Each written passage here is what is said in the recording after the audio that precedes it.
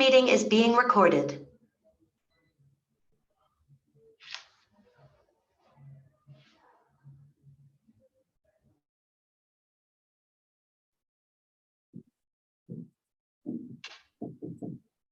Afternoon, everyone. We're just waiting for people to join. So it takes half a minute or so.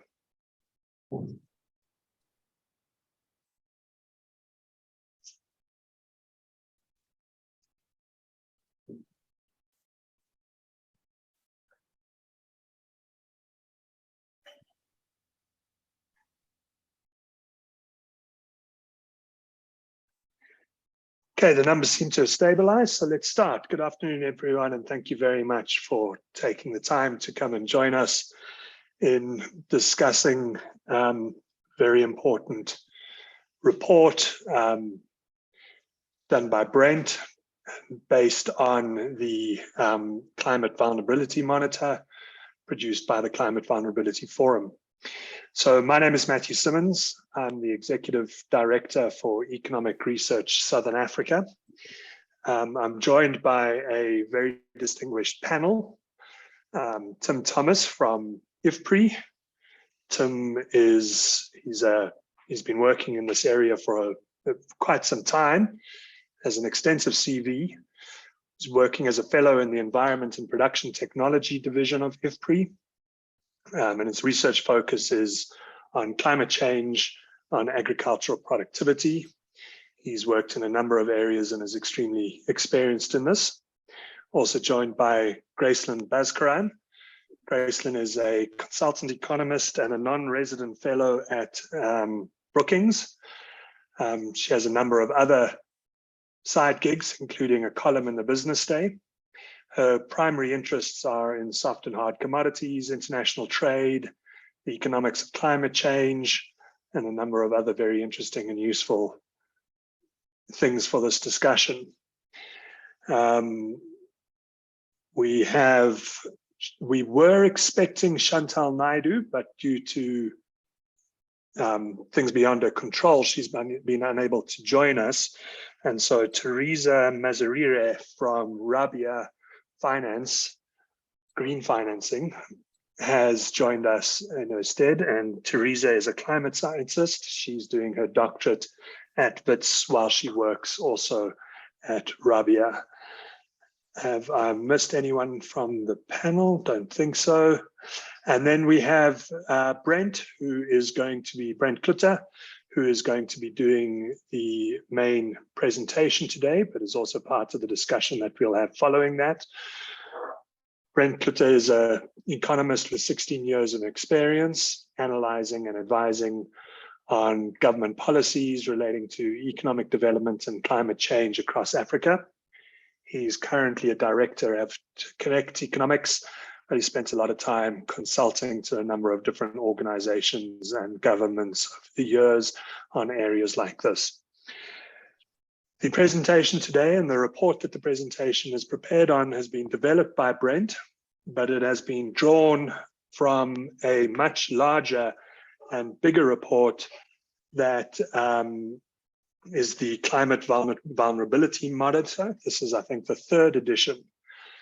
The monitor itself has been put together by the Climate Vulnerability Forum and the Vulnerable 20, which is a group of finance ministers representing countries which are vulnerable to climate change. In fact, I believe it's a bigger organization these days with 56 members or something to that effect.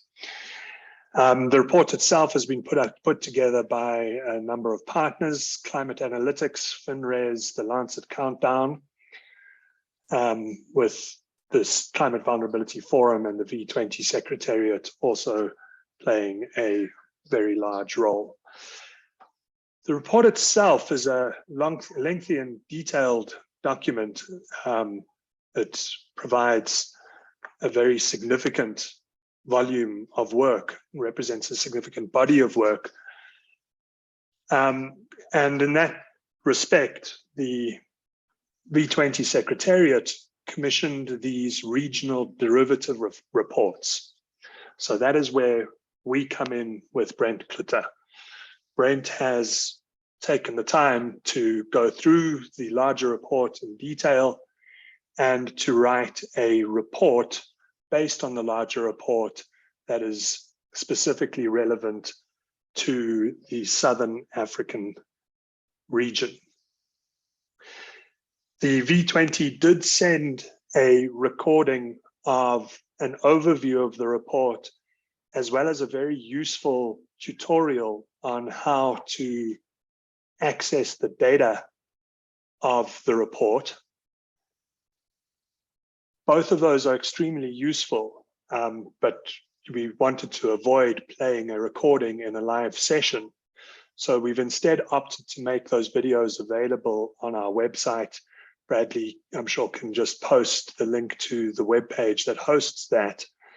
And those would be useful resources to anybody wanting to start having a look at the Climate Vulnerability Monitor, but especially those of you that might be interested in accessing some of the data.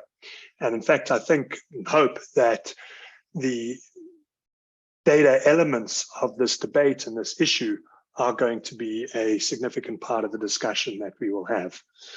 With that observed, the way that we're going to manage today is Brent will give a presentation. I've given him an instruction of 20 minutes, but nobody ever follows my instructions, so we'll see how we go. We're going to hand over to the panel to give a short response, just based on what they heard. And if all goes according to plan, we're going to have a decent and fairly robust and engaging discussion amongst us, which includes you as the audience. So please feel free to post comments in the Q&A and questions in the Q&A. We will do our best to work those into the conversation as we go. The time now is almost 1:10 in South Africa, and we aim to end at 2:30, if I'm correct. So Brent, on that, over to you. Yep. Thank you very much, Matthew. I'm going to share my.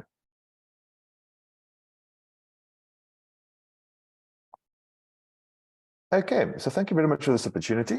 I think Matthew has already given us all the introductions. As he mentioned, this is a joint initiative, between the CVM3 working group and then ERSA. So I mean, I guess the best place to start usually is at the start, and a bit of context here is important. I think this is going to be old news to most of you, but just to set the right tone. I mean, I guess what came out very clearly from the CVM3, the big document, but also from all the the IPCC documents and all other regional documents recently, is climate impacts are being seen, felt, and measured today. So it's no longer a future issue to worry about. It's very quickly gone to a current reality.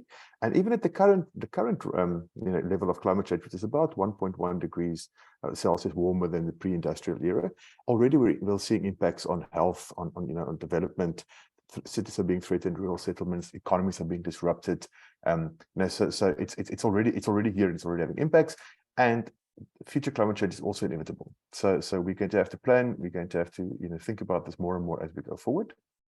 And then in Africa, it's a particularly thorny issue because Africa is one of the the most vulnerable regions to climate change, and also because of kind of deep developmental challenges. It also lacks some of the resilience that many of the other the other regions have to deal with climate change. And I guess a key message that's come from the CVM3 document is that really adapting to climate change beyond 1.5 degrees Celsius is going to be a struggle, and it's going to be a particular struggle in Africa. And I think at this stage we realize that that's looking more and more unlikely. We are going to stick to 1.5 degrees, but it's good to it's still important to keep that in mind. So Matthew's already given you a bit of an overview, so of the the bigger project. So it's a massive undertaking, led by the V20 and the other consortium partners, and then they had specialist organizations dealing with the biophysical and socioeconomic impacts, the health impacts, and also the macroeconomic impacts. So there's a lot of work, a lot of modeling, a lot of thinking behind all of this, and that culminated in the very big, hefty, and impressive CVM3 report, where there is a host of different variables being looked at. So today I'm only going to give you the highlights. So what I've done is looked at the big report, dug into the data, and then picked out the indicators and the impacts I thought was most relevant from a Southern Africa perspective. And those are the ones that I'm going to be chatting today. But there is a lot of other ones, as you can see from this list. So when we chat a little bit later on, about the data, the kind of resource available, and the data that's online, it's really worth digging into this, and particularly if you're from another region, because like I say, the ones I picked that is relevant for Southern Africa, there is a lot of variability in climate impacts between countries, but also specifically also between regions. So it really is worth digging into into the information, and it's all very easily accessible. So on the on the website, I've got the link on the screen where you can download the main report. You can also download some stories, case studies drawn from the main report, but also all the data in its raw format. So every indicator I'm going to mention today, it's all from that report. It's all been downloaded from this portal. It's a very useful format. You can get it in an Excel database, and then it's easy to work with. Yeah, and as Matthew mentioned, there is a nice tutorial in how you do that. That's available on the ERSA website. So yeah, so I guess the first caveat to mention today is all the data I'm using is from the bigger project. Obviously, I repackaged it and emphasized some things. If there are any mistakes, then they're mine, and I apologize for those, and not the bigger report. Okay, having now done the background, I'm trying to dive into the impacts. And as Matthew mentioned, the idea is to go through them relatively quickly, give you a kind of feel for what I thought was important for the region, and then to use that as a discussion later on. Because I think the real beauty, certainly I found in looking at this data, is it's very useful in its own right, but it's also a great a great way to start the discussion. And a great way to kind of point at future work that's being done. And also, how do you customize all the information? How do you make it policy relevant? Because there's obviously a big difference in the information that scientists are looking at, and climate scientists are looking at, and that policymakers want to see and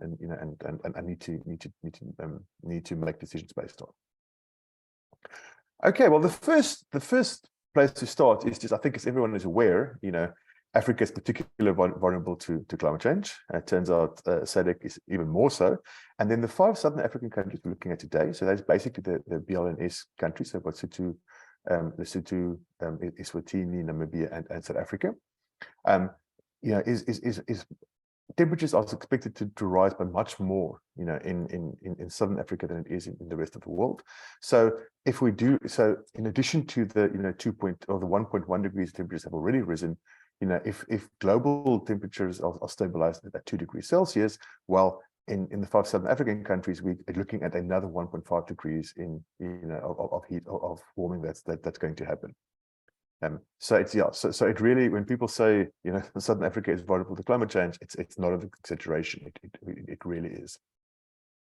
And if temperatures go above 2 degrees, it becomes even more so. So under a 3.6 degree global scenario, South Africa or Southern Africa is looking at an additional 4.2 degrees Celsius. So then we're looking at closer to 5, probably above 5, above pre-industrial level. So really, I think we all knew this, but it's good just to emphasize that we are disproportionately vulnerable to climate change, and also to the impacts of climate change. So in a 2-degree world, we're expecting about 11 additional severe drought events every 11 years. In Southern Africa, which is broadly the same level of impact as the broader SADC region. And then in terms of, so of course the nature of climate change, we have more, you have less rain, but you have it more often, particularly if you're in Southern Africa, or more condensed, particularly in Southern Africa. So in terms of extreme precipitation events, that will also increase. But interestingly enough, it will increase by a lot less than the rest of SADC, which is a point I'm going to come back to a bit later on. There is definitely a different, both in terms of how the regions are impacted, but also in terms of their ability to deal with impacts. There are vast differences between, Africa and Southern Africa. Okay, and then moving on to kind of heat-related health impacts. As you can say, under a 1.5 degrees, 1.5 degrees world, there's a significant increase in heat-related deaths in people over 65, but it's relatively small. But that number jumps significantly if we move to a 2-degree world, and most of those deaths happen in South Africa. So this is by the end of the century, by 2090. And just in context, so in 2005, there were 850 excess deaths, heat-related excess deaths in South Africa of people over 65. So even at current levels, it's already been a massive increase. And if we hit what looks like the kind of, the most likely climate, future climate trajectory, which is 2 degrees, then there is going to be a massive jump in terms of deaths directly related to heat. And this will also have an impact on productivity. So by 2090, about 4.3% of the hours worked outdoors without protection from the sun. So a lot of agriculture falls into that category. A lot of street vending, a lot of outdoors activities. That's a kind of important part of the Southern African economy will be negatively impacted by temperature increases. Also, wildfires unexpectedly or expectedly, as a surprise to no one, will increase as a result of these temperature increases. So in a 2-degree world, there will be just 11 additional days with a high or very high wildfire danger that each person in Southern Africa will be exposed to. And of course, as I mentioned, there are big differences in between the countries. So, so while the average is 11, as you can see, even just for 2 degrees, this is a very significant increase in Botswana, and with almost a month of additional days, of risk of really high risk of wildfire. And interestingly enough, in terms of infectious diseases, there's differential impacts. Malaria, which is the one that often springs to mind, in South African context, is quite, it's only marginally impacted by climate change. And I guess the reason for this is actually in many of the countries, Namibia and Botswana in particular, temperatures actually become too high for the malaria mosquitoes to be comfortable. And there is it doesn't really change much apart from Lesotho, that is where in a 3.6 degree world there's a big increase in malaria in Lesotho. But then dengue fever is one that is significantly impacted in the region. So in all countries, of the 5 countries, all of them apart from Lesotho, there's a significant increase in risk of dengue fever. And I'm sure most of you are aware, it's a disease that has a really high disease burden globally already. So it's one to look out for. And here the impact in South Africa is particularly severe. So I think after the COVID woes of the last couple of years, everyone is well familiar with the R number, or the basic reproduction number of a disease. And even under the kind of very benign 1.5 degree increase, South Africa is going to go from below 1 R number currently to above 1 by 2030. So this means that the risk of dengue outbreaks becoming self-fulfilling, growing exponentially, unless very specific measures are taken in order to combat that, increases significantly in South Africa. Now, obviously, food insecurity is also one of the main impacts of climate change in Southern Africa. And again, here it differs by country, it differs by crop. But I think we can see, so in terms of wheat, wheat, both winter and spring yields are impacted by climate change and will be reduced, significantly. Plus side, soy yields could increase slightly as a result of climate change. But again, the increased productivity declines as temperatures increase. So even there is, it's a little sliver of good news, but even there's still an argument for containing climate change, because the productivity goes down as temperatures increase. And then, worrying, given its importance as a staple in South Africa, actually maize crops are expected to be significantly impacted, in the region by climate change. And this impact becomes severe and very significant at higher temperatures.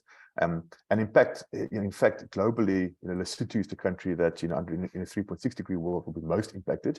Followed shortly behind it is South Africa. So the top two countries in the world that will be impacted, or maize crop will be most impacted, are South Africa and Lesotho. And as I say, given the importance of maize, in the region, this is a really worrying outcome that needs to be taken into consideration. Now, apart from the temperatures leading to food insecurity, there's also the increase in heat waves and drought events will also impact impact food security going forward through a variety of mechanisms. So yeah, and so again, food security is a big worry in Southern Africa. And so this is a graph taken from the CVM, from the bigger report. And basically, the higher the color, the worse the worst food security is expected to be as a result of heat waves. And as you can see, Africa in general, and also Southern Africa in particular, under each scenario is hit very hard. So I think there's no doubt that food security is really one of the main impacts that we need to keep an eye on in coming years. Now, as I mentioned earlier, vulnerability is a factor of both the sensitivity to harm. So how significant is climate change going to be? How high temperature is going to go? How often the impact is going to materialize? But it's also a symptom or influenced by the ability to cope or to adapt to these changes. So, in order to measure this, one of the partners in the CVM project, the Global Data Lab, has developed a vulnerability index that that looks at the country's ability to adapt to climate change.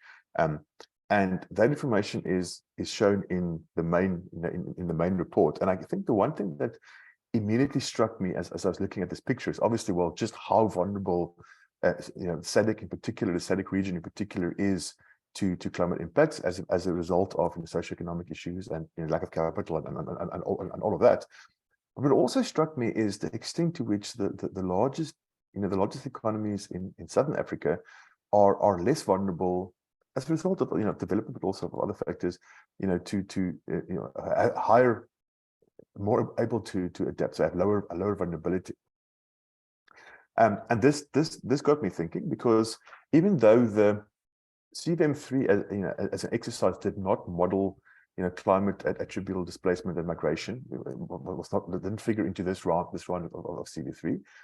But looking at the marked difference in vulnerability between the largest Southern African economies and the rest of Sub-Saharan Africa, I mean, it's at least in my mind, it seems quite likely that as climate events, become more severe, become more regular in the rest of Africa, and there's limited adaptive capability, I think there's a very good chance that this will lead to climate-specific migration. Because when you listen to discussions about climate migration, usually there's a very south-north narrative. Everyone's going to move north in order to deal with climate change. But I think in Southern Africa, I think there's a real chance that actually there might be migration, well, south to more south, in order to try and deal with climate impacts. And we've already seen in South Africa what happens when you have migration in a context where there is social instability and low growth and a highly unequal society. So that's one of the ones that got me thinking, which I hadn't been raised that much previously, which I think we need to pay special attention to in Southern Africa. Now, apologies, I am running through these quite quickly in order to try and keep to Matthew's 20 minutes, but there will be a lot of opportunity for discussion later on. So I'm not seeing any hands or any comments at this stage. So yeah, I'm just gonna keep on plowing through for now. Okay, now one of the areas where the CVM has done really good work is trying to translate these climate impacts into economic impacts. And it's really the kind of beginning of the process of doing this. There's still a lot of work that has to be done, but I thought that the CV in particular put a very good marker down for how this can be done. So the first impact obviously is on GDP growth. So this is as a result of both reduced productivity in agriculture and other sectors, but also as a result of the impact of extreme events on infrastructure, logistics, and all of that. In a below 2-degree world, there's an average reduction in GDP per capita growth per year of about 2%. And this jumps significantly if you go to a 3-degree world. And then it's about 10% reduction in the annual GDP per capita growth rate. So, I mean, these numbers seem small if you think about them, but at a 10% reduction in annual growth, even though it's just in growth, obviously not in GDP per capita, this is going to start to build up quite quickly. So this is going to accumulate over time. So I think it's really something to keep to worry about. And the long-term impacts on the growth trajectory as a result of climate change is an area I think which probably needs more attention, particularly in Southern Africa. And having said that, there are slight limitations in the way that the current modeling has been done. So for instance, they only look at climate impacts within countries at this stage. And I think, as the field evolves, there'll be more focus will probably be placed on the impacts, of extreme climatic events, offshore, its impacts on export markets, international supply chains, commodity market disruptions, and so forth. Because these, we've already seen how these can, get transmitted to local markets. So just purely based on that fact, I think these estimates are probably slightly underestimation of the true impact of climate change is expected to have on economies in the region. And then, of course, the Southern African countries are very closely interlinked, both through membership in the customs union, but then, of course, all the indirectly, the Botswana, the Pula is linked to the South African rand, in a basket of other currencies, but all the other regional currencies are directly linked to the South African rand. So really, particularly as climate impacts hit the South African economy hard, we expect increasingly expect these impacts to be transmitted into the other countries in the region. So even though the numbers are already enough to make you stand up and be aware of them, I think there's probably still a bit of underestimation. I think we probably need to worry a bit more about this than the numbers currently are showing. And I think the same is true about inflation and interest rates. I mean, this was one of the first exercises I've seen where there's been a concerted effort to try and link all these impacts back to inflation and what it could do to interest rates. And the results for Southern Africa at least is quite benign. They are a lot, particularly in terms of inflation and also interest rates, a lot lower than happens in a lot of other regions. But again, as I mentioned, that is because this modeling only looks at the in-country impacts, and I think and also only at acute impacts, only at actual climate, actual events, not chronic long-term impacts. And I think probably those could probably have an even bigger impact on inflation and then eventually on interest rates than the kind of acute impacts can have in the short term. And of course, all of this, in interlinked markets, as we've seen again now with the, what happened in energy markets, offshore inflation is transmitted, depending on the kind of trade patterns, the kind of economic structure of countries, and this isn't currently being taken into account. So, a long way of saying, I think we probably need to be a little bit more worried about inflation and interest rates, linked to climate impacts than the current modeling is suggesting. Then a really interesting, outcome from the CDF3 came from looking at exactly what countries are or what research is being done in terms of adaptation, in terms of dealing with the climate impacts. And the first thing that's very obvious is there's significantly less country-specific research into the physical climate impacts and adaptation strategy in Africa than elsewhere. So this obviously, South Africa is a bit of an outlier in that there is slightly more research there, but impacts like sea level rise, for example, almost all the sea level rise studies, in Africa are all look at South Africa. So there's a real dearth of information in the rest of Africa about these impacts.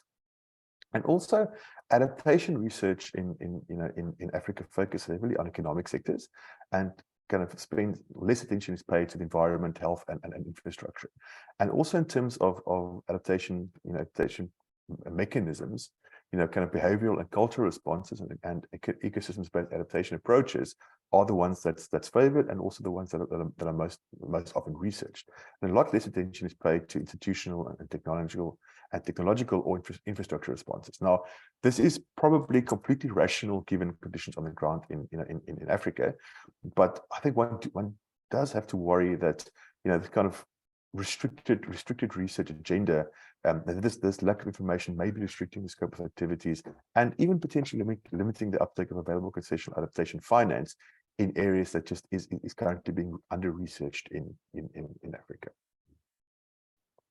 Okay, now we get to the meat of the of the report.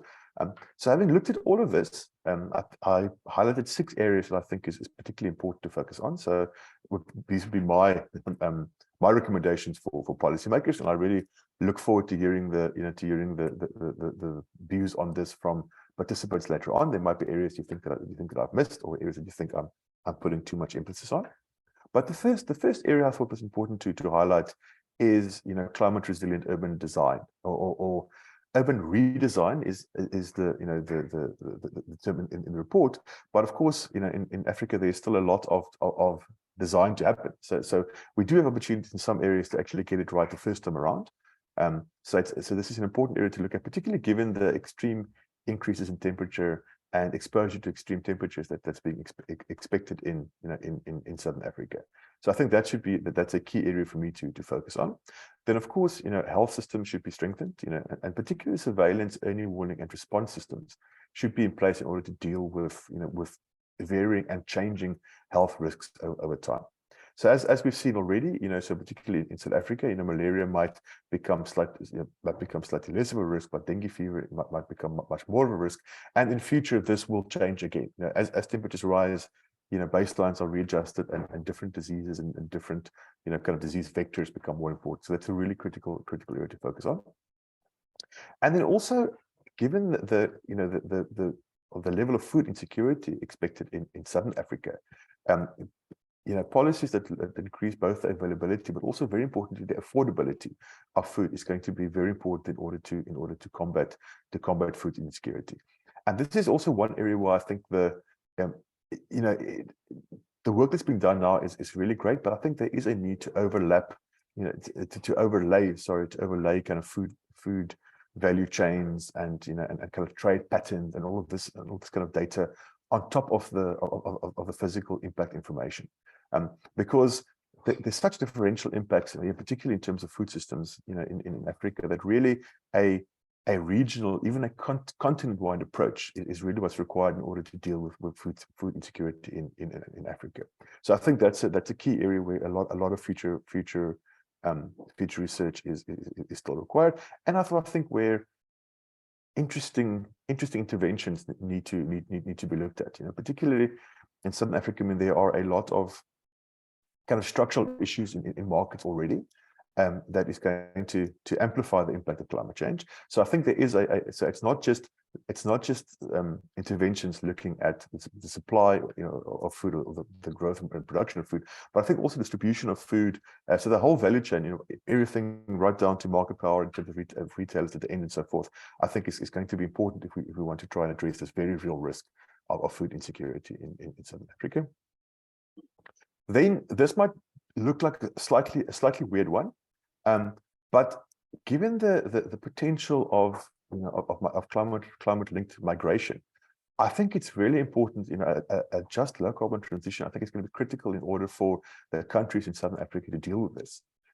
I think if we don't manage to get sustainable growth and development going, then I think it's going to be very hard to absorb any additional migrants. And I think, as I mentioned, as we've seen in South Africa, that's a very dangerous situation. So I think it's another area, where usually we get people working in this field get told off for when they're looking at mitigation for forgetting about adaptation. I think this is an important area where actually, in order to adapt, we're going to have to look at mitigation, and how do we try and rein back climate change. So I think a just low carbon transition is critical, not just in terms of mitigation. It's going to be a key component of adapting, particularly in Southern Africa. And then, as I've just mentioned, there is a lack of information. These are very big challenges facing us, and particularly there's going to be country and regional specific research is going to be required to deal with this. And currently, I think the funding isn't there. And then also in terms of adapting and funding the actual, not just the research, but also the adaptation interventions, I think there is going to be a large role for multilateral and bilateral development assistance, and also for regional development finance institutions. And I think, and this is because there's going to be a lot of positive cross-country, cross-country externalities. So a lot of these solutions are not going to be only in one country. A lot of the benefits are going to be felt across borders, and that, in a perfect world, that wouldn't matter. In the real world, these things do make it harder to justify for these interventions in specific countries. So I think that's why I think there's a big role for kind of non-state actors to also or multilaterals to also try and fund some of these activities. Okay, and then my final slide. So just to emphasize, just a quick recap. I think the first thing just to emphasize is, in terms of Southern Africa, I mean, climate change is here. And I think, look, when you speak to people on the ground, they know this, because they've already been dealing with this. But this is no longer an issue to be planning for, an issue to be a future issue to think about. This is a current reality. So, and I think the CDM data again has just emphasized this. That it is, the risks are real, they're significant, and they are present. And then also, I think that the differential impacts, both between countries, but also between regions, really has shown the value of both intra and inter-regional approaches to trying to deal with climate change. I mean, it's too big an issue for countries individually, even in richer countries to deal with individually, and it's particularly a massive problem, in Africa and Southern Africa. Also, I think, one area I found data to be quite useful is it does help you to prioritize areas of intervention, and sometimes those areas of intervention are gaps, as opposed to projects. So sometimes the areas you need to prioritize is gathering data, but in other areas, I could say in terms of insecurity, in terms of food insecurity, temperature rises, and potentially climate migration, I think the risks are real, and I think there are flags here, enough flags in order to get people to start acting on these. And this is where I found the CDM3 Data Explorer to be very useful. It is a big repository of data. It is relatively easy to work with. For anyone trying to use it, I would suggest looking at the little video first. It's very easy to download, but it's not easy to find where to download it. If that makes any sense. So it's really useful looking at the tools, but once you have it, it's in a very easy format. And it does provide, obviously it's not perfect. There's a lot of subnational level impacts aren't being looked at this stage. So even in South Africa, as we know from it's very different challenges in different regions within the country, and the CDM data is only at a national level, but it does show you the kind of key points to look at, or the kind of hotspots. And once you've seen those, then you can dive into them and try and find more information to look at local impacts. And they also, because there are hard numbers to all these indicators, it does make it possible to do slightly more sophisticated cost-benefit analysis upfront. So in terms of to assess the relative benefits of intervention in different areas, I think this is a very useful resource. And I really hope that it is used in that way. So thank you for bearing with me. I've gone slightly over Matthew's 20 minutes, but I thank you for listening, and I really look forward to discussing, first hearing what the other panelists have to say, and then hearing what all the other people on this call have to say. So thank you very much.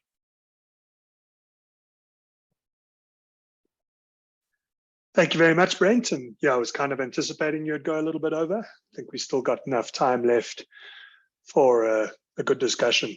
There is a question of clarification in the Q&A that you might want to have a look at, either type the answer or answer live, whichever is easiest for you. Before we go to the panelists, I just want to acknowledge Sarah Ahmed and Alex Rosas from the V20 Secretariat. They're obviously very important people, both in terms of coordinating these outputs and the presentation and discussion of these outputs.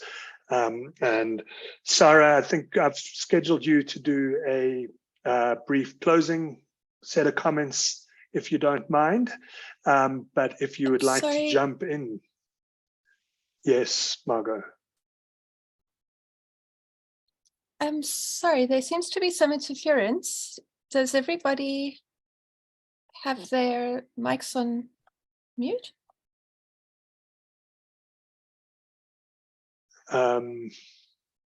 Is that any better? Nothing's changed on my side.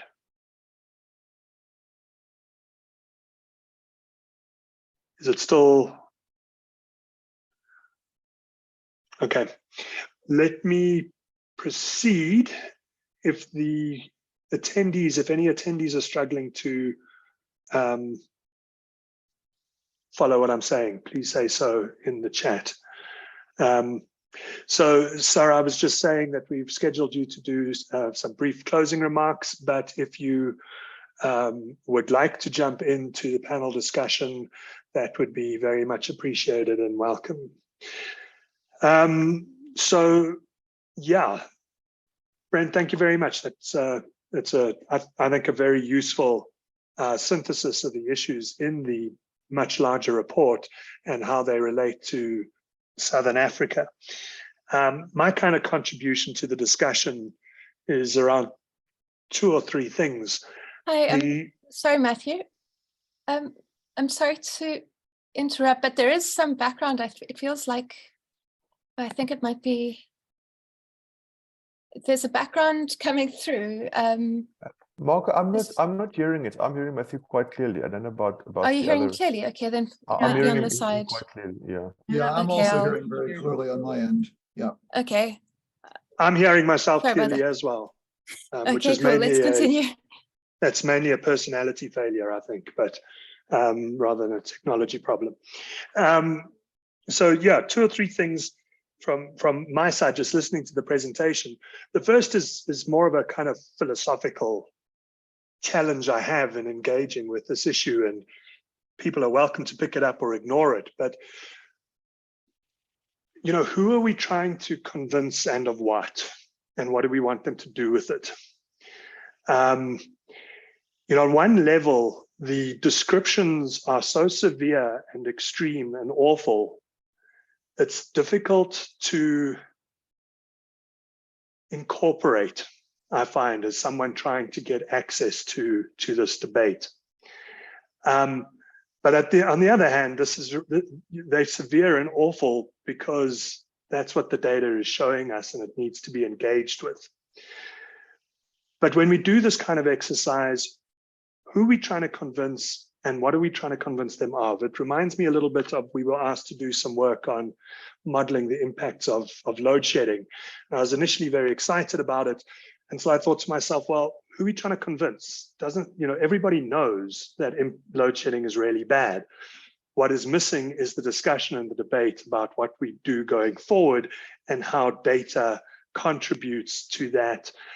But as an ex-policymaker, there is often a difficulty in relating to data and forecasts and prognostication and how we're thinking about that and how we're addressing it.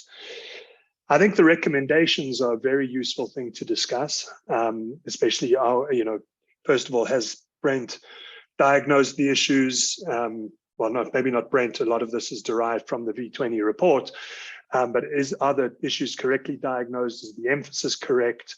And how do we start turning those recommendations into policy discussions and action? And I'll leave it at that. From there, I will go to Tim. Tim, if you can give us your thoughts following Brent's discussion. Well, thank you very much. I wasn't sure whether I'd go first or not. So really, first of all, appreciate the report. It's very ambitious. It takes quite a bit of work to model as many different areas as the team modeled, from the agriculture and other biophysical to the health related to the macro related. That's a big ask for models, and the team did a very nice job in pulling that all together. I also appreciate the data site. I went to check it out myself because I always like to see how accessible things are, and I found the website very, very intuitive for me, and I was able to download the data and start, looking at the data. So really appreciate that. Not every organization is able to share data as well as they have done. So that is also excellent. And congratulations to Brent for taking a very, very large report and extracting relevant pieces of information for the region. That is not a small thing. And really, the report is so big, it's hard to get your head around everything that's in there. So Brent did a good job of breaking it down. And I really most appreciated the policy recommendations, because after having a wide-ranging presentation of what the data was telling us, it's sometimes difficult to calm down and focus on what can be done. So I really very much appreciated that. I appreciate also the emphasis, both of the report and Brent, on the effect on the labor market and on heat waves and what to do about reducing deaths and things like dengue. I thought that was very helpful. Those are things that I don't often model because I'm more focused on the agricultural sector when I do modeling. So it used to be that economics was known as the dismal science, but I am really grateful now to climate scientists for taking over the title. Economists now look downright cheerful. So I think that, in fact, one of the things, as just a human being taking in climate reports, it can be overwhelming because a lot of the emphasis is on the bad things, right? And the purpose of that, I think, is to get governments to act to reduce emissions. So I see that. But on the side of, well, what do policymakers do? You have to get down to the brass tacks of what the data is really saying. And then when you get down to the brass tacks and take it piece by piece, it's a little easier to deal with. And I find that for larger countries such as South Africa, while the national level results are very, very helpful, you often have to get down to smaller regions, subregions, because the climate is so very varied across the larger land area, right? So there's very dry areas of South Africa. There's very wet areas of South Africa. The climate's just vary greatly. So ultimately, the people like in ministries of agriculture and environment, a lot of those folks need to get down to the smaller elements, whereas more of the finance side of things, planning side of things, sometimes they can really use the results at the national level. So there's a lot of adaptation measures that naturally take place. Farmers shift naturally to better areas. They shift the kind of crops that are growing if the climate no longer supports what they had previously grown. There's opportunities for research institutes and seed companies, universities, international organizations to develop seeds that are better suited to new climates. And then you think of the livestock side and the loss of productivity due to heat.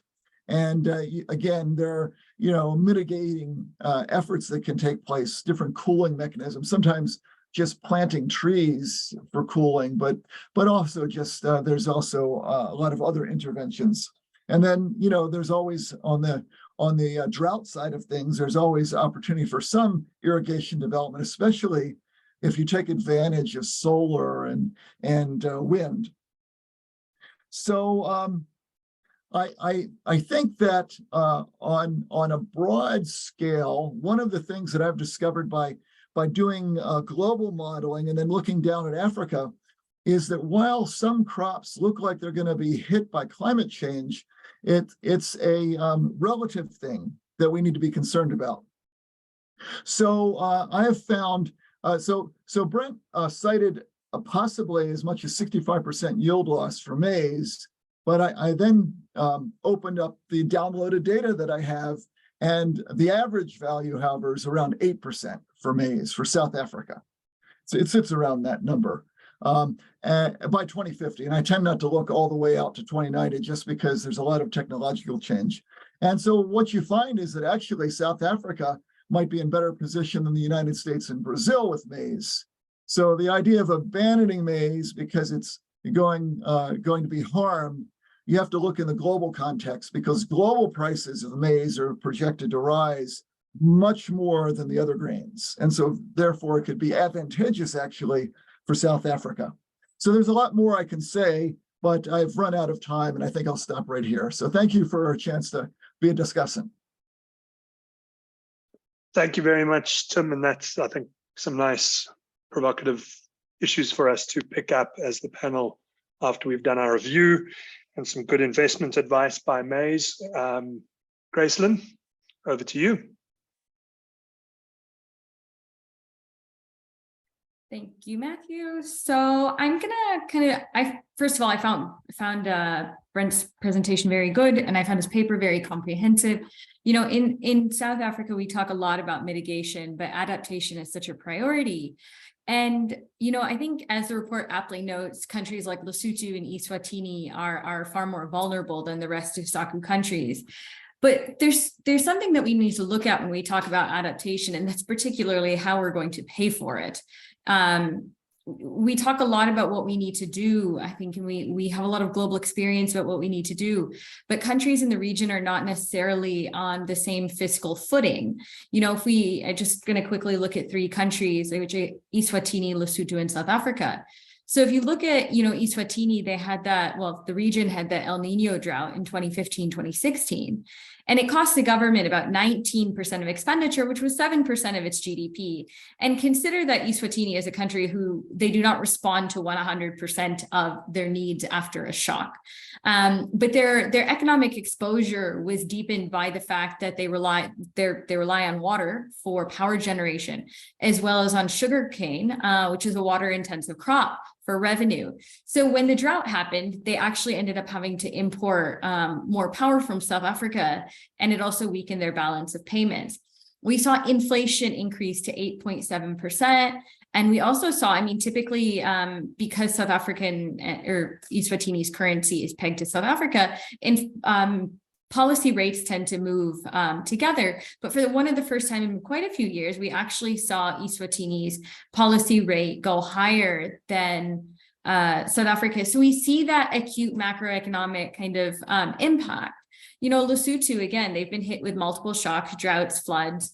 And, you know, one of the things Brent mentioned is kind of the flows within how they move within countries. And Lesotho is a great example of that. I mean, they're highly reliant on SACU revenues, such that when you have a regional drought, such that when exports go down in South Africa, I mean, Lesotho feels it really hard within a couple of years. So you have a massive downturn in revenue, and then it's actually a double whammy because they need the money to respond to climate shocks. I mean, in the last 3 years, they've had 2 national states of disaster for shocks. I mean, yesterday, I think the Ministry of Finance had part of their roof taken off, you know, because of just really bad rain. So you have this compounding dynamic of both the loss of revenue and a loss or an increase in expenditures required to meet shocks. And what ends up happening is the majority of damages are unfunded, right? Because there's just no money. And then South Africa is an interesting case because its fiscal position is far better than its neighbors. There's no doubt about that. But it's still not necessarily fiscally in the best position in terms of responding to climate change and compounding shocks.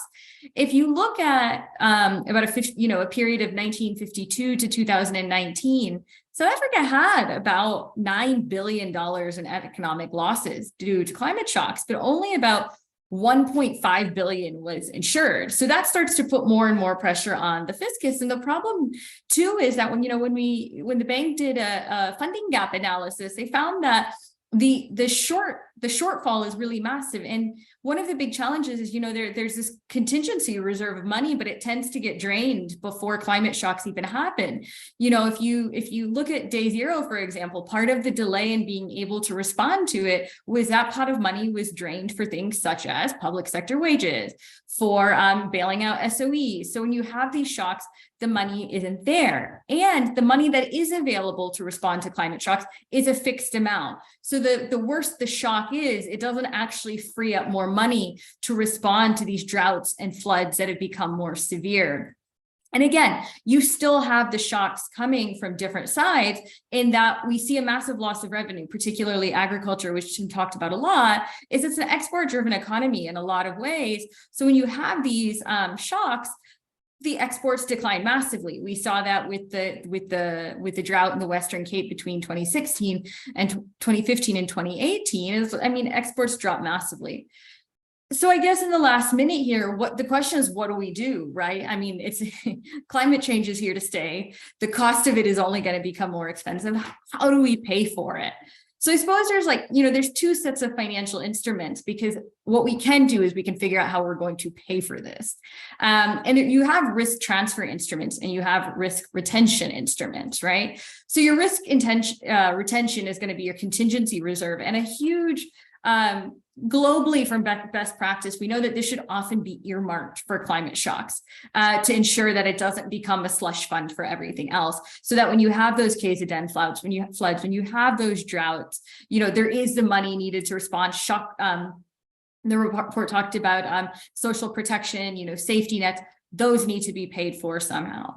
Then you have your risk transfer instruments, which are your market-based instruments. This is catastrophe bonds, sovereign insurance, agriculture insurance, so that when your reserve of money runs out, you're in the event of a severe shock, you get the payout from the insurance to, again, provide those needs, support the food insecurity, strengthen food security. And again, for South Africa at a policy level, probably the only country, between these three that has the capacity to support agriculture insurance for small and medium farmers. That has been a policy priority, but it's now moving that to implementation. So again, I think that one of the discussions that has to be deepened is how these instruments can be leveraged to finance adaptation and strengthen, these countries' ability to respond to compounding shocks. KZN, 2017 floods, 2017 damages hadn't been repaired, 2019 hit, 2019 hadn't been hit, 2022 hits, so there has to be that way of strengthening that financial resilience. Thanks. Thank you very much, Gracelyn. And yeah, I think the emphasis on adaptation is something that's been missing, and certainly reading the report, it delivers, I think, very effectively the message that this is no longer something we can avoid. We need to learn to live with it as well as how to limit it. But also I like the ideas around risk management. As an ex-head of the budget office, the way that the contingency reserve is utilized and rethinking some of those things. Teresa, over to you. Thank you. Thank you, Matthew. Thank you, Brent, for that sobering report. It resonates well with what's been happening in the region with the climate change hazards hitting the Botswana region, the Namibia, even South Africa, the current floods that we're experiencing, the current droughts that are being experienced in Botswana and some parts of Namibia. So it's so unfortunate that these climate hazards mainly fall on the already vulnerable groups in the society. They're the ones that bear the most of these of the impacts. And it's unfortunate that most of these, the first responders to these impacts are the groups, the civil society groups, the faith-based groups in the community. And somehow our institutes or our government doesn't take that into consideration when they are doing their budgets on natural disaster responding. So that is something that need to be brought to awareness when now we are going to be influencing the policymakers to say that these disasters okay, and they mainly hit the vulnerable groups, and the ones that the first responders are the ones that are within the community, the ones that are the marginalized within the community. So there is a need to include those in the budget. So just to, and also when implementing or when formulating policies that respond to adaptability, that respond to climate resilience, or moving away from the carbon economy, there is a need also to consider the just concept, not to leave anyone behind, because when these disasters okay, they don't, they leave no one behind, everyone is affected. So when now introducing policies or implementing policies, there's a need to be inclusive, to provide safety nets for everyone, especially those, the vulnerable groups. So just to speak on something that is, I'm passionate about, the linkage between the health and the climate change. Most of the data that is being used, I saw on the website that is quite an awesome data explorer too that you have there. But it's unfortunate that the models that are being used to bring that to front, they are mainly regional models. They don't really speak to the local impacts that are being experienced in the region. So there is a need for our government or research institutes to invest more in the data requirements that can be used to really assess the impacts, or to really introduce all the interventions to the societies. So there is need to use, in as much as it's, the data is there, but it's not locally calibrated, so that it's specific to the areas that are being affected, and interventions can be done, like can be faster.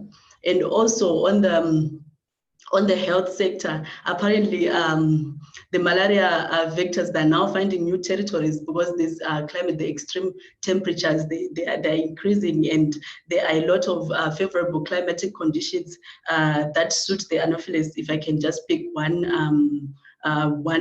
disease, the malaria, that suits the Anopheles mosquitoes to really flourish. So there is a need really to, if I can say, for the region, for the Southern Africa region, to come together and think of ways that we can really face these impacts. They need to come up with policies, the regional policies, rather than just country-specific policies, to come up with regional policies. This will enable skills transfer, because South Africa is much more capacitated with dealing with these impacts. So there's need for region to come together, so that there is skills transfer to other regions that are also affected by the disease. Because when these disasters okay, they don't look at the borders. they affect all the region, or where there are favorable conditions that suit those biophysical impacts to okay. And also on the impacts of the climate change, talking about the extreme temperatures affecting the health, particularly of the elderly.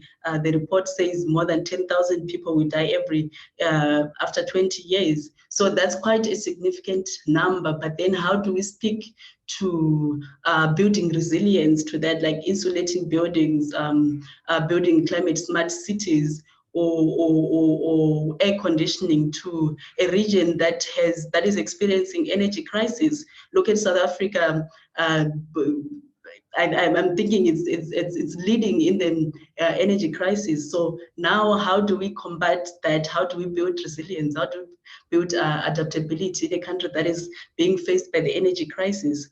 So coming from the scientist background, the data is there. In as much as there is need to invest more in the data so that it's locally calibrated, but how best can we conscientize the policymakers so that they speak to everyone, so that there is action? Because this has already been there, it's been happening. But then, how best can you speak to the policymakers and to the Finance Institute to invest more in the climate change impacts and for the government to take action now rather than later.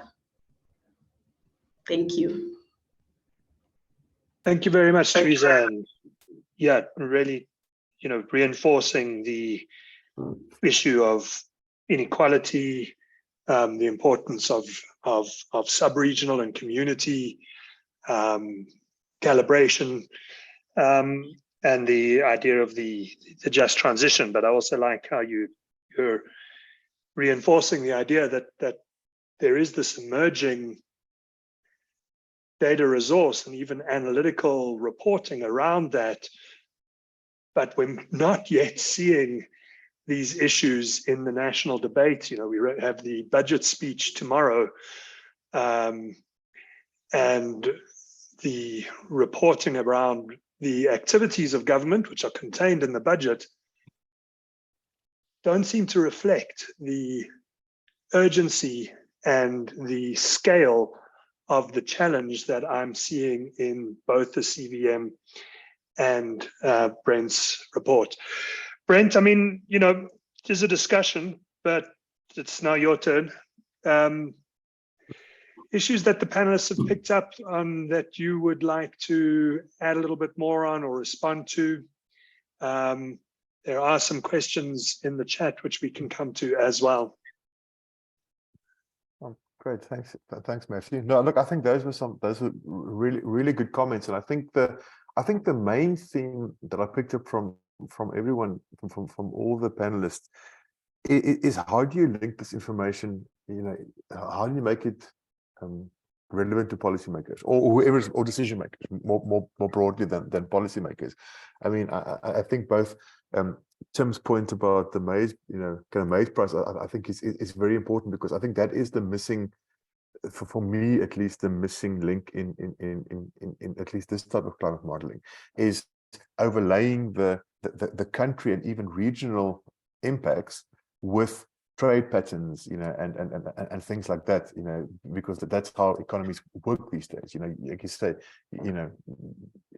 so I think that's that's a critical one, particularly if you're going to try and address these problems jointly.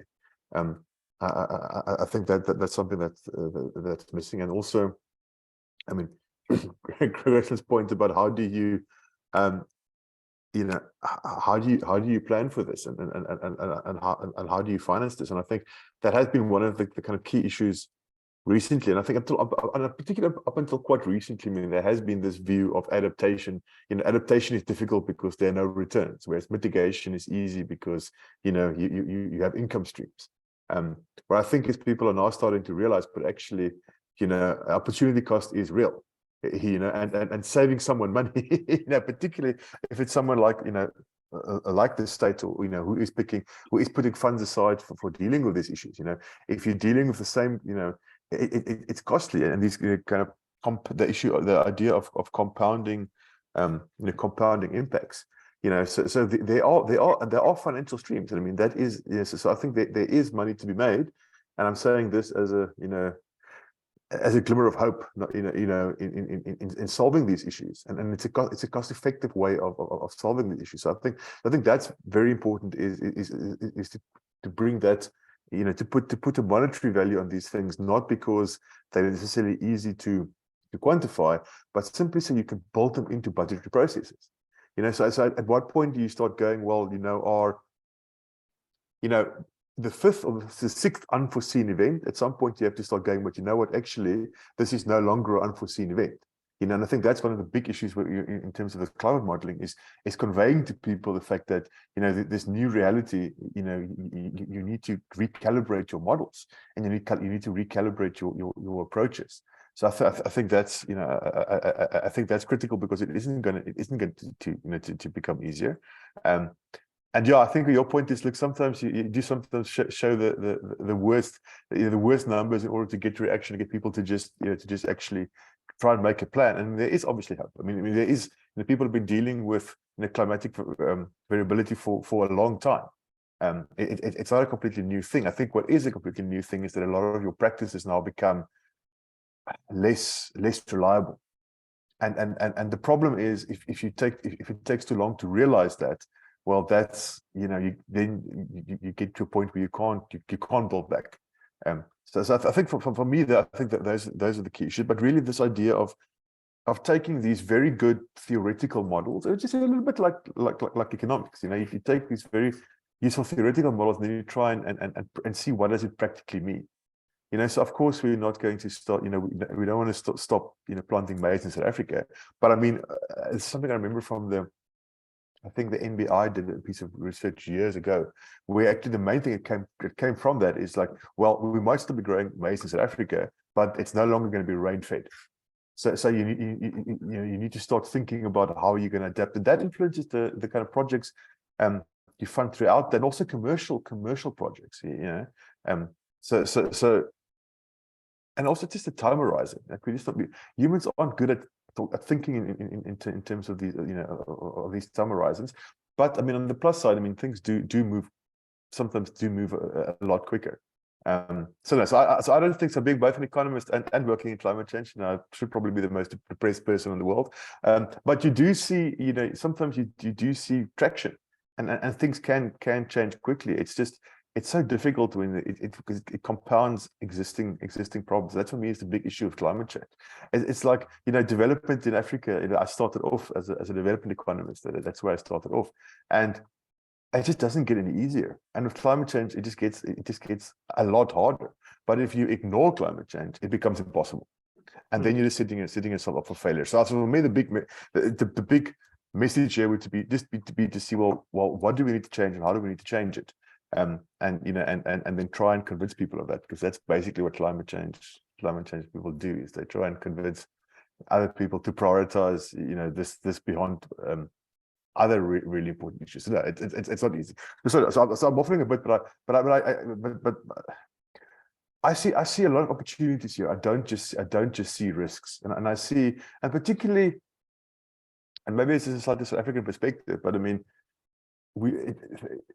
the old ways of doing things hasn't really worked, and now there are new opportunities, and there's new opportunities that that is not just good for us, but also kind of good for the planet. So I do see a little bit of hope in all of this, not just doom and gloom.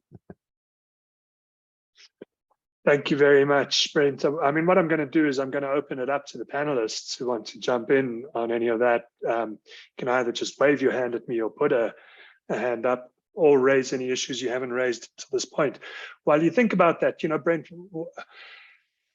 I was thinking as you were talking that there needs to be we need to get some behavioral experts to look into this, how you make the data resonate with the national debate and with policymakers. And I was wondering if a case study, you don't have to respond to this, it's just my thoughts, is the anti-tobacco lobby, where you have extreme hyperbolic discounting, people who planning to give up smoking, but since I'm not going to smoke for the rest of my life, I may as well smoke today. I can enjoy my last cigarette today. And if you repeat that pattern every day for the rest of your life, you never give up smoking, and that tends to be what people do. But the marketing of how to kind of get people to actually give up smoking was a message of positivity, not one of gloom and doom. And I was thinking, if I was a smarter person or trained in that behavioral thing, that might be an interesting thing to contribute to the excellent work that you data scientists are doing. So over to the panel, who wants to jump in this discussion? I did note that in the chat that Sarah was trying to get into to make some remarks. Yes, hi everyone, and thanks so much for the presentation and the discussion. I have to run to another meeting shortly, so I figured I could just maybe do a quick reflection on some of the discussion points. I mean, very interesting to hear the reflection, and especially it's clear that there is a need to invest in adaptation and drive resilience. I think the panel also highlighted the lack of funds and drove the point home that we really need to improve surveillance, as there is physical risk that could spill over actually across. And this is something I guess that the IMF could potentially better support in with their Article 4s and their surveillance work. Just so we see how it permeates through the economy, but also what sort of resource mobilization efforts would be required from the public perspective. So moving forward, I think it's clear that building necessary adaptation and resilience means the delivery of development positive climate action, and that any lasting solution will really require this significant reform of the international financial architecture. This includes, for example, prearranged and trigger-based finance, and new ways to rationalize and fund adaptation, because right now it's really just seen as this grant-based, not necessarily contributing to productive outcomes, but this is not the case considering all the losses that we stand to face. And I guess the prearranged options are quite essential to improve access and the delivery of resources ahead of time, because otherwise we're looking at post-disaster, which is already too late. And the trigger base, and this is where the improvement in data and analytics is quite important, because it's important that resources and financing is unlocked based on data and science instead of after the fact assessments, which often place the burden of proof on the most vulnerable. And so I think it's clear as well, just from the discussion, that in addition to the protection gaps, we have prediction gaps. Climate models are done over long periods of time, and then we have, on the other side of this, seasonal forecasting, which is done year by year. But it's important that I think we need the 2 to 5 year analytics really to support with planning purposes and getting the finance set. So anyway, I really appreciated the discussions here and the feedback. And we hope that the findings of the CVM was useful. I think we're looking to improve this and continue to work on it throughout the year, including working on identifying the protection gaps, looking at displacement impacts, which you highlighted is also quite a critical item. And so we very much look forward to working with you again in the future. And thank you to the Economic Research Southern Africa, ESRA, for everything that you've done this far. And we very much look forward to the reports and continuing this partnership with you. So thank you all. Thank you very much for that intervention, Sarah. And yeah, it's a pleasure. Thank you. The partnership has been a great opportunity for us as well. Yeah, we'll be in touch. I think there's 10 minutes left. There are a couple of open questions still in the Q&A. Kwena has a question, I suppose it's mainly for Brent. I expected to see you reviewing environmental management principles in one of your recommendations. Some of these principles, such as the polluter pay principle, which states that you pay as you pollute, may contribute to climate change. So I don't know if you want to respond to that. Others are welcome to pick up on it if they would like. And then Mohammed Rahim is particularly interested in the health impacts, the public health impacts of climate change. Teresa and anyone else, if you would like to come in on that quite briefly. Yeah, let's start with that. Okay. Thanks, Matthew, and thanks, Pippa, for that question. Yeah, so I guess the short answer is, obviously I was trying to kind of narrow down the recommendations and not do everything. But I think you raise a very good point, and I think environmental management principles, I mean, what you're saying is very true. And I think there is, and particularly so as you know, at the moment, the emphasis for a long time, there was a little bit of stress between climate environmentalists and climate scientists about, what are we trying to do and what are we actually trying to achieve here. And that's how currently the concept of the twin crises is twin crisis is what we're focusing on now. So both the crisis in biodiversity and the crisis in climate change, and how interlinked these two are, and how you can't really think of them as separate. Because you're right, climate change is worsened by bad environmental practices, but climate change can also be one of your adaptation strategies. Ecosystems based adaptation is a big focus area currently. So how do you weigh these things up? The short answer is I'm not sure. And then things like I guess the one thing I'd say about the polluter pay principle is, I think, look, having worked in this for a while, I'd be happy just with the principle where everyone that pollutes does actually pay. I think we're very far from that point. So you are right. So in some contexts, particularly around carbon offsetting, there is a debate around are people paying to be able to pollute, which is something we should think about. But I think for me, a bigger issue than that is just environmental legislation and environmental rules generally, are often not enforced.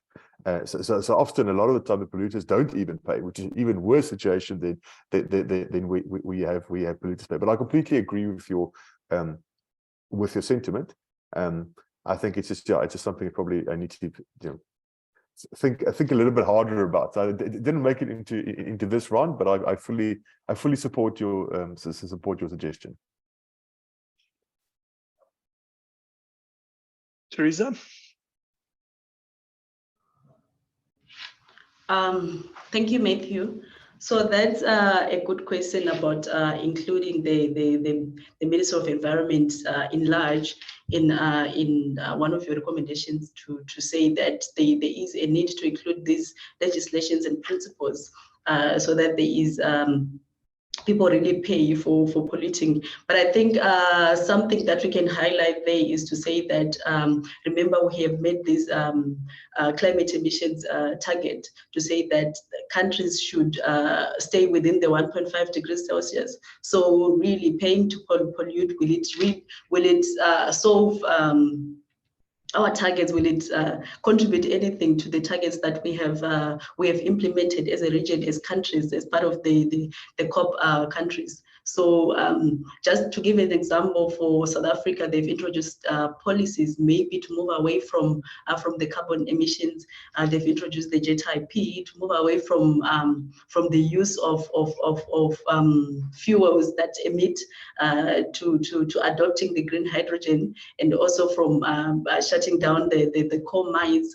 I'm not sure how practical it is. So from shutting down the coal mines to reduce the emissions, and being more practical to the target that we've set of 1.5 degrees Celsius. So there is a need on the recommendations really to include the environmental management systems in the legislations so that action can be put in place. Thank you. Thank you, Teresa. All right. Don't seem to be any more questions in the Q&A. So, and we are approaching the end of the session. So last thoughts and conclusions, just another round amongst the panelists. Gracelyn, can I put you on the spot first? Sure. So I think, one of the things Sarah said is, what is the role of institutions like the IMF in addressing some of these challenges? We reviewed a lot of the debt sustainability analysis for low-income countries last year. And what was interesting is climate change is actually not adequately represented in the majority of these, right? So even your most vulnerable, your small, your island states, you're still not seeing it incorporated into debt, which is a challenge, right? And this, the second point, though, is when it is mentioned generally in the context of if you are taking on a resilience program, it is viewed favorably, because even though your debt might go up in the short term, in the medium to long, in the long term, you're going to reduce your recovery and reconstruction costs. So again, starting to factor that in at a sovereign level, but also a multilateral kind of institution level is important to kind of figure out, how do we incentivize not just building infrastructure, but building it correctly in a climate resilient manner the first time. And again, for countries with limited fiscal capacity, those incentives become absolutely critical to ensure that we're not rebuilding the same things over and over again. Thanks. Thank you very much. Love that. Yeah, you know, pricing, risk, and mitigation, and how we represent that in things like bond yields, but also fiscal sustainability studies and things like that. Tim? Well, thank you. I've been doing a lot of work the last few years on uncertainty, vulnerability, extreme events, that side of things, because on average, a lot of the climate effects are modest, in my opinion. But it's the extreme events that really can be scary, and there's not a lot of actual modeling on what would happen in those cases. So I think that just a general piece of policy advice is that as countries invest in maintenance and on building new infrastructure, they invest to a higher level. You can think of the UK and how they had the heat wave that shut down the country because the runways were melting and the rail lines were melting. You know, we have that kind of heat where I live in the US, and it wouldn't have been a problem. It's just that our systems were made for higher temperatures. And so that's sort of what you, I think, have to think about is as you invest in roads, you have to make them for a little handle higher temperatures. You have to have water systems or wastewater systems, storm management systems that handle a higher volume. And so it's not entirely all new investment. A lot of it is ongoing investment, but it will require increased investment because all these improvements are slightly more expensive than the previous versions. Thank you very much, Tim. Teresa, any last comments from you? I know you're the last panelist to speak, but any last thoughts? So just to pick up on the questions there on the Q&A about how climate change can affect or increase the malaria and dengue fever, and how best can the health departments take action on something like this. So I guess there is a need for inclusion of, as a region, per se, inclusion of the health department and the research organizations to really carry out research and surveillances to be put in place in the most vulnerable areas, in as much as when the climate extreme temperatures increase, they are bound to be new territories that are going to come out that offer favorable conditions for the malaria-causing vectors to occur. So there is to prepare for that, since there's already science data that is out there that is suggesting that these areas are going to be experiencing extreme temperatures, there is a need to carry out research on how best we can put in surveillance systems, on how best we can prepare the communities on what is to happen. And also to one of the research that I'm involved in my PhD in South Africa, they are introducing measures that can eliminate the mosquito causing malaria, so that there is we can eradicate malaria at all. So I guess there is a need for regional cooperation so that there is skills transfer in other countries such as Zimbabwe, though it's not one of the Southern Africa included on the report, but also in Botswana and Namibia, which are experiencing high extreme temperatures. Thank you very much, Teresa. And with all the rain we've had in Johannesburg and now the heat, I wish you all the best in your research to eliminate mosquitoes. I wouldn't stop at the monopolist mosquitoes. I'd just keep going and yeah, don't stop. Brent, any final conclusions or thoughts from you? No, I think, just to thank everyone who participated and all the panelists. It's just always fascinating having a good discussion and raising different issues. And like I say, I think this for me is a value of this work. It's not the actual numbers you get, but it's the discussions that stimulates and the kind of different ideas from different people. So no, I thoroughly enjoyed this. So yeah, thank you very much for all the panelists and also for all the questions from the from the attendees. I thought, yeah, no, it was very, very fun, and I look forward to doing this again.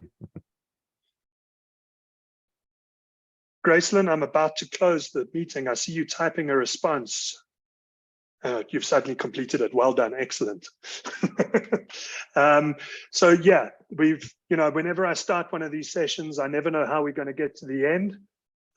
Yet when we get there, I'm always surprised and wish we had another hour and a half to keep talking. So to thank especially the people that have taken the time to attend the session, the attendees, thank you very much for your presence and also your engagement with the panelists and with Brent and the work of the CVM Monitor. From ERSA's side, thank you very, very much to the panelists as well, and to Brent for the excellent synthesis document that you did. Everybody have a good afternoon, and I don't know, live clean and green or something like that. Cheers.